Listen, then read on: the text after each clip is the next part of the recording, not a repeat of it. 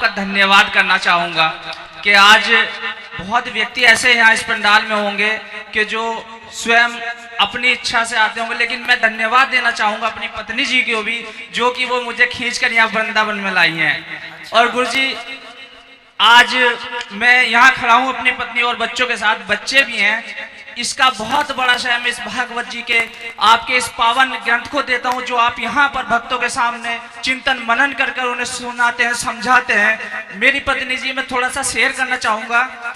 जो ये बाधाएं होती हैं घर में, बहुत परेशान थी, बहुत दिखाया मैंने, लेकिन गुरुजी कोई भी आराम नहीं हो पाता था और बहुत परेशान होती थी। कई बार छत पे से गिर गई, ऊपर से 2 मंजिले से नीचे आ गई, और गर्भ के समय भी 9वें महीने में भी छत पे से कई बार गिरी हैं ये, लेकिन बहुत इलाज कराया, कोई नहीं था। लेकिन जब भागवत कथा सुन रहे हैं आपकी गुरुजी, आज मैं इतना प्रसन्न हूँ। पहले अगर घर से बाहर जाता था बड़ा सोचता था कैसी होंगी, बस दिमाग में यही चलता था घर जाऊंगा कैसी होंगी, ठीक मिलेगी नहीं।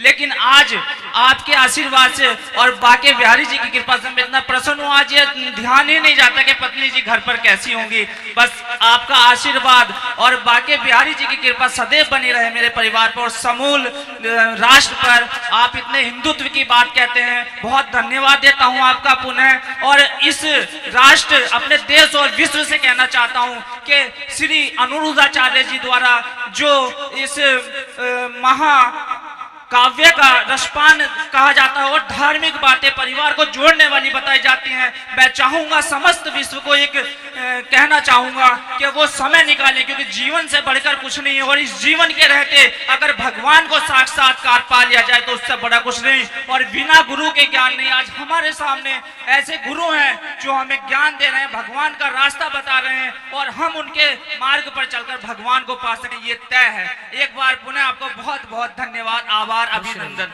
और पत्नी जी आपको कुछ? बहुत सुंदर, आपका जीवन बदल गया, खुश रहिए। गुरुजी राधे राधे। गुरुजी मैं आपकी भागवत 1 साल से देख रही हूँ, बहुत प्रसन्न हूँ। और 18-19 साल ऐसे हो गए कि रोते रोते गुजरे। ये था कि जीवन में कभी हंसी तो देखी नहीं थी 18-19 साल में, और 1 साल से मुझे ऐसा लगता कि हाँ जीवन है। और गुरुजी अब मेरे साथ ऐसा हुआ, मैं फर्स्ट टाइम आई थी, 1 हफ्ता मैंने भागवत देखी, उसी के बाद मैं वृंदावन आ गई थी। मैं यहाँ आई, फिर मैं यहाँ से ठेले पे से एक लड्डू गोपाल ले गई, मैंने उन्हीं में भाप बनाया। उस दिन से मुनी में ऐसी नींद लगती थी कि पूछो मत। उसके बाद गुरुजी मेरे साथ ऐसा हुआ, एक दिन रात को मुझे 11 बजे 11:30 बजे किसी ने उठाया, हाथ पे एक लकड़ी सी मारी, उठाया। मैं उठ के आई तो मुझसे ये बोला कि चने भेके रखो। मैं किचन में गई, मैंने चने भिगो के रख दिए गुरुजी। सुबह स्नान करके और मैंने वो उबाल लिए, नाश्ता करने के लिए बच्चों के लिए कटोरी में कर लिए। तो गुरुजी मुझे ऐसा आया, चक्कर सा आया, पता नहीं क्या हुआ, ऐसा ही नहीं लगा कि कहाँ है। मैंने जो देखा तो मैं पूजा में बैठी हूँ और मैं चनों का भोग लगा रही हूँ। लड्डू गोपाल है, एक भैया है, वो भी आते हैं, उनके मैं मंगा लेती हूँ कभी भी। और गुरुजी एक दिन ऐसा हुआ, पिछले महीने 11 तारीख को मैं सो रही थी, तो मुझे फिर ऐसा लगा कि कोई उठा रहा है और मेरा हाथ पकड़ के अंदर कमरे से बाहर ला गया। मैं आई, मैंने जो देखा गुरुजी, तो मेरे आंगन में इतना तेज था, इतना तेज, मुझसे देखा नहीं गया।